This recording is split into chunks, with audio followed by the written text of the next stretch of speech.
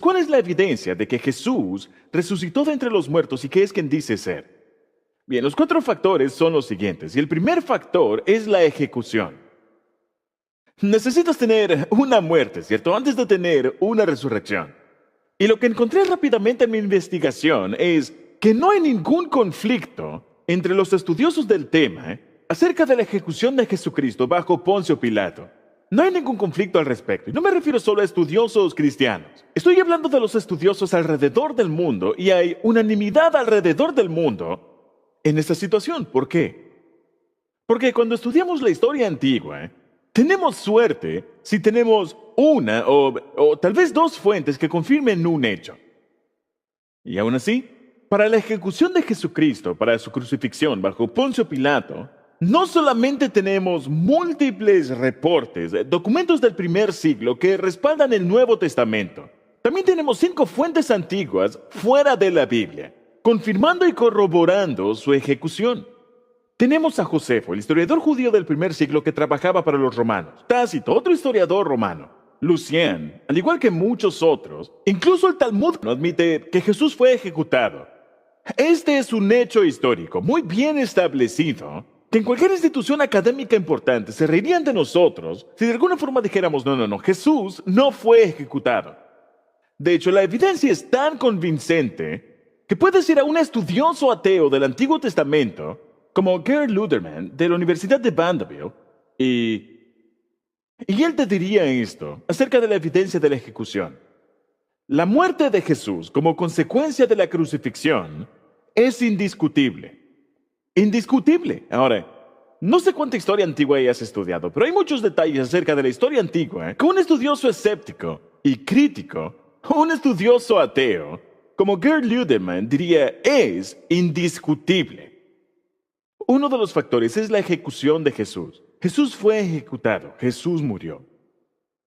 El segundo factor, y creo que es el más emocionante, tiene que ver con los primeros. Tenemos relatos antiguos, tenemos reportes antiguos de que Jesús se levantó de entre los muertos. Reportes que vienen virtualmente inmediatamente después de su ejecución. ¿Por qué era tan importante? Porque al igual que muchos escépticos, yo solía pensar que la ejecución de Jesús era simplemente una leyenda. Y entendí que en el mundo antiguo se necesitaba tiempo para desarrollar una leyenda. Así que pensé, 100, 150, 200 años luego de la vida de Jesús, empiezan a contar leyendas, empiezan a inventar historias, empiezan a crearse mitologías. Oh, ¿escuchaste hablar de Jesús? Sí, era un gran tipo. Vivió en el primer siglo, de verdad, se levantó de entre los muertos. ¿En serio? Oh, sí. Yo pensé que simplemente inventaban estas cosas. Pero lo que aprendí creo que elimina esta pretensión de que la resurrección es una leyenda. Síganme en esto, creo que es fascinante. Tenemos un credo que ha sido preservado para nosotros. Una declaración de convicción de la iglesia primitiva.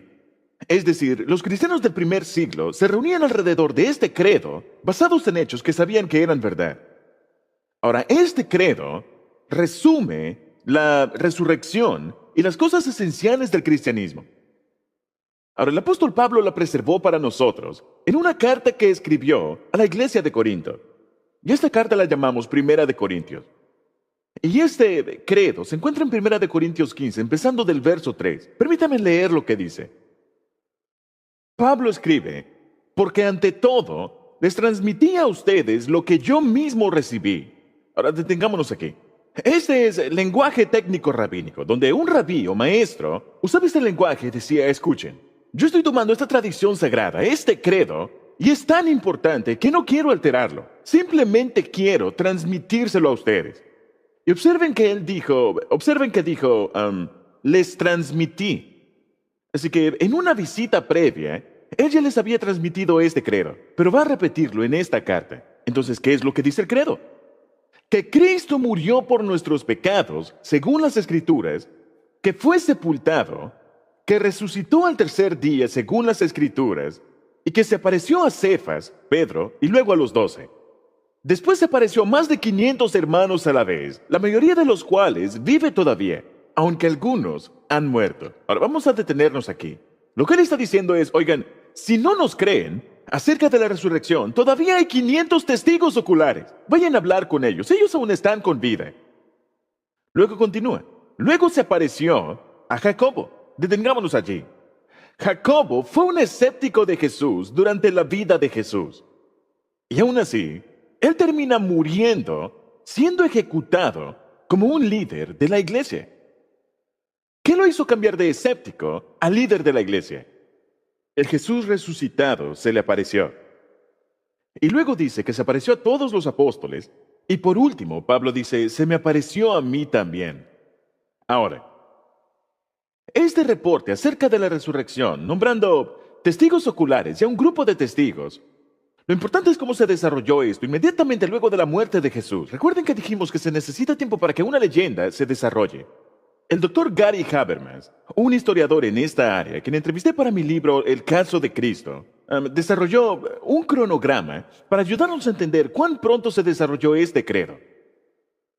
Sabemos de forma histórica que Pablo escribió esta carta a los Corintios unos 22 o 23 años luego de la muerte de Jesús. Y dice que ya les había transmitido este credo antes. Así que en algún momento, antes de eso, digamos 20 años, luego de la muerte de Jesús, este credo ya existía. Ahora, si nos detenemos allí, eso sería muy impresionante de todas formas, 20 años, entre el evento y el credo. Porque si lo piensas, las primeras dos biografías de Alejandro Magno por Arriano y Plutarco se escribieron 400 años luego de su muerte y aún así se consideran fidedignas. Así que 20 años es bastante impresionante, pero podemos ir aún antes de eso. Porque Pablo solía ser Saulo de Tarso, un perseguidor, alguien que odiaba a los cristianos. De 1 a 3 años, luego de la muerte de Jesús, él estaba de camino a Damasco y ¡pum!, tuvo un encuentro con el Cristo resucitado y se convirtió en el apóstol Pablo. Inmediatamente fue a Damasco y se reunió con algunos apóstoles. Hay estudiosos que piensan que fue aquí que él recibió este credo que él escribió más tarde a la iglesia en Corintio. Pero otros dicen, no, fue probablemente 3 años más tarde. 3 años más tarde, Pablo fue a Jerusalén y se reunió durante 15 días con dos personas mencionadas específicamente en el credo, Pedro y Jacobo.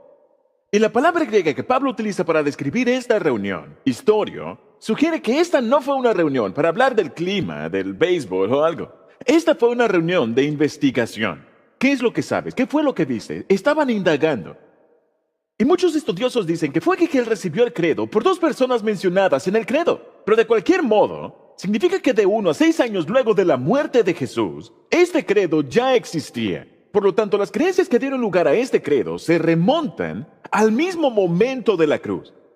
Así que el punto es que no hay un gran intervalo de tiempo entre la muerte de Jesús y esta creencia, esta convicción, este reporte de que Él resucitó. Tenemos un flash informativo que va al momento de los hechos.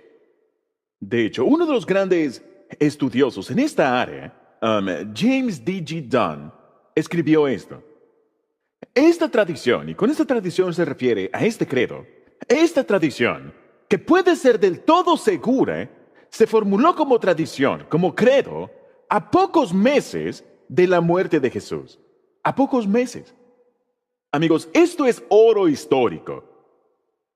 Sería algo sin precedente en la historia del mundo que una leyenda se desarrollara así de rápido y borrara el fundamento de la verdad histórica.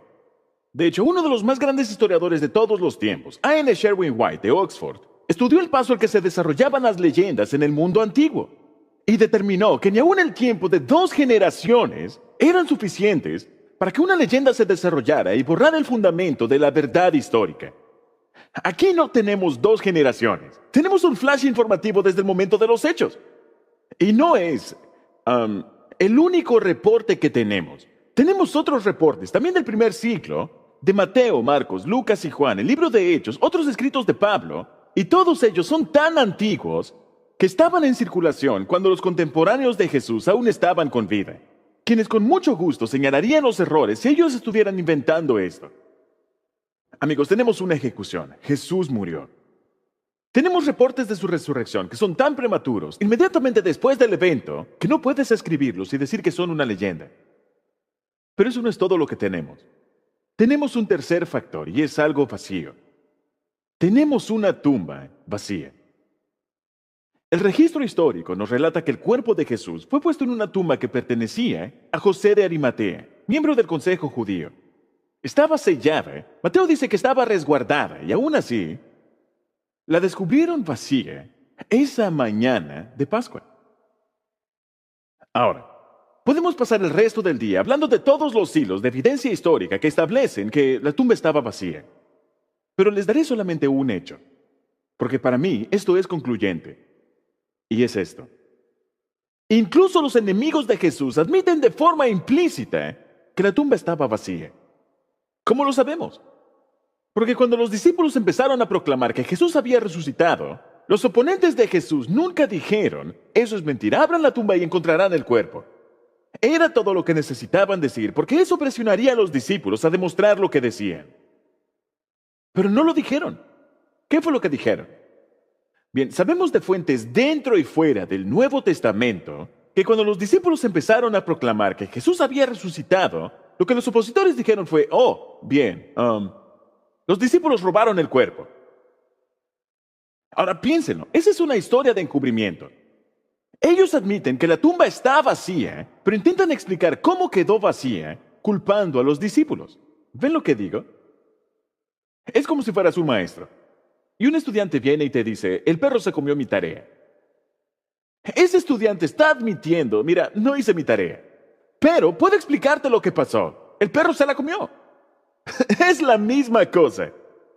Así que de forma implícita o de forma explícita, los opositores de los seguidores de Jesús todos coinciden en que la tumba estaba vacía. Yo no creo que ese era el asunto de la historia. Yo creo que el asunto de la historia es en realidad cómo quedó vacía. Y si vemos la lista de sospechosos, los romanos no iban a robar el cuerpo de Jesús, ellos lo querían muerto. Los líderes religiosos no iban a robar el cuerpo de Jesús, ellos querían que él se quedara allí. Los discípulos no iban a robar el cuerpo de Jesús, no tenían la motivación, no tenían los medios y no tenían la oportunidad. Creo que la mejor explicación de que la tumba de Jesús estuviera vacía es que él resucitó de entre los muertos, especialmente si lo combinamos con el cuarto factor de la resurrección, que es los testigos.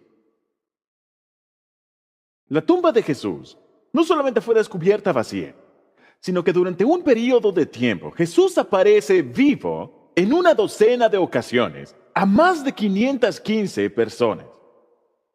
A escépticos y opositores, a incrédulos, al igual que a los creyentes. A hombres, a mujeres, por las casas, por las calles, de día, de noche. A grupos, a individuos. Las personas hablaron con él, comieron con él, lo tocaron. Ahora piensen en esto. ¿Recuerdan que dijimos que en la historia antigua tenemos suerte si tenemos una o tal vez dos fuentes que confirmen un hecho? Bien, escuchen esto.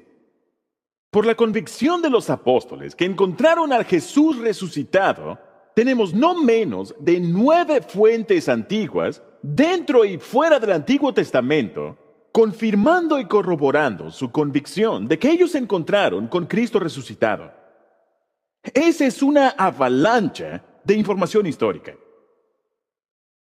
Y cambió a los discípulos. Los cambió de estar amedrentados porque iban a ejecutarlos, estaban escondidos. Y la historia nos demuestra que un poco más tarde, en la misma ciudad donde Jesús fue ejecutado, los mismos discípulos que antes tenían miedo, hoy predican con valentía que Jesús no solamente decía ser el Hijo de Dios, sino que lo demostró regresando de entre los muertos.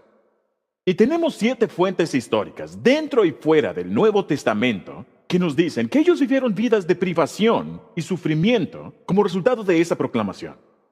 ¿Por qué estaban dispuestos a hacer eso? No solamente porque tenían fe en la resurrección de Jesús, no porque alguien les dijo que era verdad, no porque lo escucharon en la radio, no porque se lo dijo el maestro de la escuela dominical, sino porque de entre todos los seres humanos que han vivido, ellos estaban en la posición de saber con seguridad si Jesús se había levantado de entre los muertos o si era mentira. Y sabiendo que era verdad, estaban dispuestos a sufrir por la proclamación de su resurrección. Eso me dice algo acerca de la sinceridad de su convicción. Amigos, pasé 2 años de mi vida investigando detalles minuciosos de la resurrección de Jesús. Y todo llegó a un domingo por la mañana. Y recuerdo que estaba solo en mi habitación. Y pensé, ¿saben? Un buen jurado dicta un veredicto. Y me he llenado la cabeza durante 2 años con tanta información, con tanta evidencia, y pensé, tengo que llegar a un veredicto, tengo que llegar a una conclusión. ¿Cómo lo hago? Así que decidí tomar un bloc de notas y pensé, bien, simplemente voy a escribir Saben, el resumen de la evidencia, los pros y los contras, todo lo que he visto en 2 años, simplemente lo voy a poner en papel. Así que empecé a escribir, página tras página, tras página, tras página, tras página, tras página, y finalmente puse mi lápiz a un lado y dije, un momento. A la luz de la avalancha de evidencia que apunta de forma poderosa a la verdad del cristianismo, me doy cuenta que requiere más fe el que yo mantenga mi ateísmo que convertirme en cristiano. Simplemente digo.